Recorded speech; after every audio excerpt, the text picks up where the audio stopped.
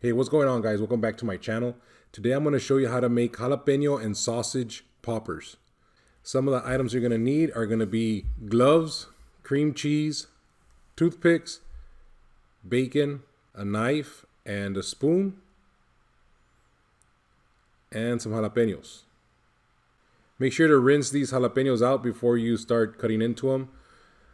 I'm going to be wearing gloves so I don't get any of the jalapeno on my fingers and then accidentally rub my eyes. So I'm going to show you two different ways to do this.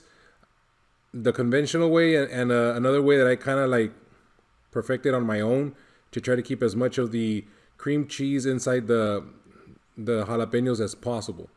First things first, you want to cut off the stems. You want to go as close to the base as possible without really cutting into the jalapeno. Then we want to cut these jalapenos as close to the middle as possible.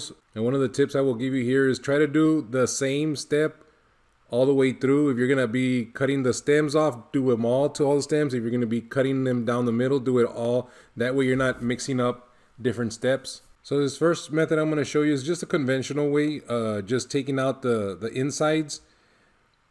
Typically when you do this, you want to get a knife and you want to cut off or cut out all the inside stem and the seeds as possible.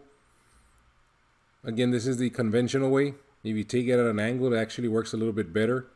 You don't want to go too far into the jalapeno itself because you don't want the cream cheese to coming out on the other side. So just be careful. Don't go too deep when you're cutting the stems out.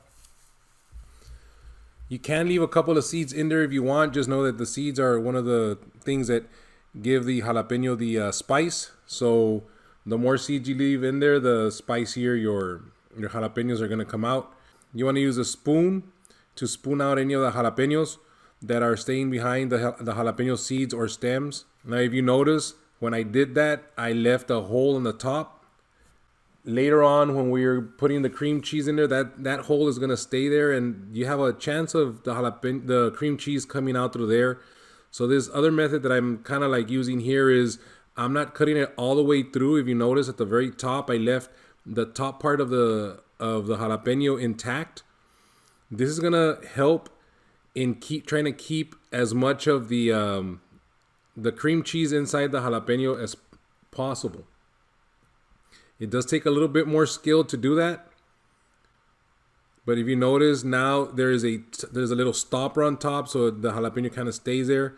Look at the difference between one to the other. So that's really the secret method there if you guys want to keep the cream cheese as much as possible inside the jalapeno. Again, you just go about 1/4 of an inch from the top. You give a nice little straight cut, and then you leave that little piece there so that the jalapeno is kind of enclosed. It encloses itself.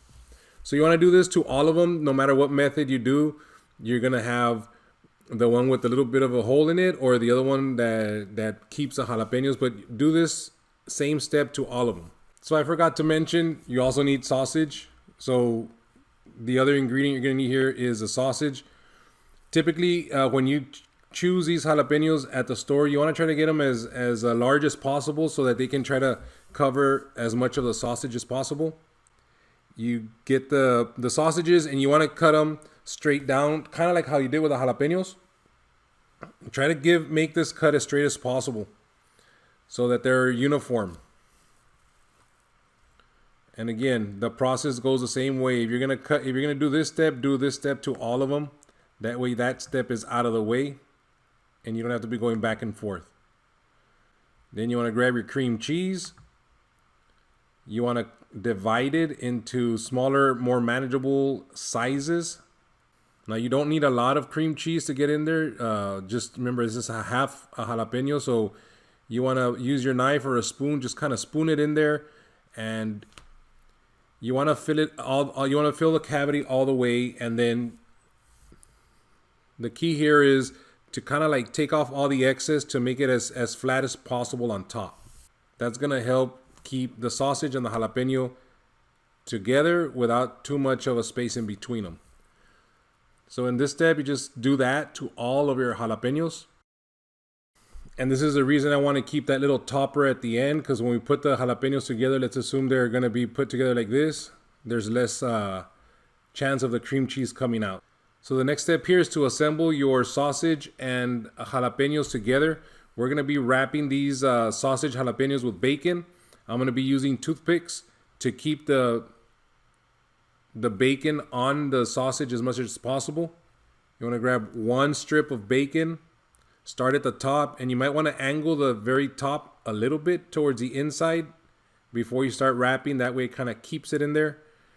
And you wrap the bacon around your jalapeno slash sausage concoction here.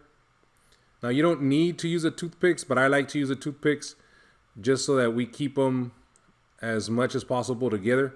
You want to stab one right in the center on the top and then another one at the bottom. And you do this to all of your jalapenos. So once all your jalapenos are wrapped in bacon and your toothpicks are in place, the next step here is to put them into your barbecue pit wherever you're going to be cooking these or grilling these. I would try to select an area that is not super hot because your sausage is very finicky and your bacon tends to burn really quick if you're not keeping an eye on it. Once you put these in the grill, you want to be checking them every minute or two to be able to be turning them, because if you don't, they're gonna toast up on you real quick. You can do a quarter turn, you can rotate them, whatever you need. Just keep on turning these. These will be coming out fairly quick, so just set it and forget it. You need to be going back so you can make sure that they don't burn on you. Now with flare-ups, you are going to see some of them get a little toastier than they should compared to others, but as long as you continue rotating them, you should be fine. What you're looking for here in doneness is your bacon. When your bacon looks like it's done, that's when you can pull these jalapeno poppers out. Again, because we're having sausage tends to burn real quick, so just make sure you're keeping an eye on it, and just continue turning them every 2-3 minutes until they're ready to go. And once they're nice and ready, you see the cream cheese starting to come out. You know that the heat has gone all the way to the center, and your sausages are pretty starting to curl up. That's telling you that the sausages are also heated up pretty well, and your bacon on the outside is crispy. That's your cue to pull them out of your grill. Again, these take real quick. It's not a real quick, but you do have to keep an eye on them all the time while they're cooking. And once you have that done, you can pull them out, let them rest for a couple of minutes, and before you dig into these, make sure you don't forget to pull out the toothpicks, and you can just enjoy them. Thank you for watching. If you have any questions or comments, please leave them down below. But once again, this has been The Smoking Beard, and I'll catch you guys on the flip side.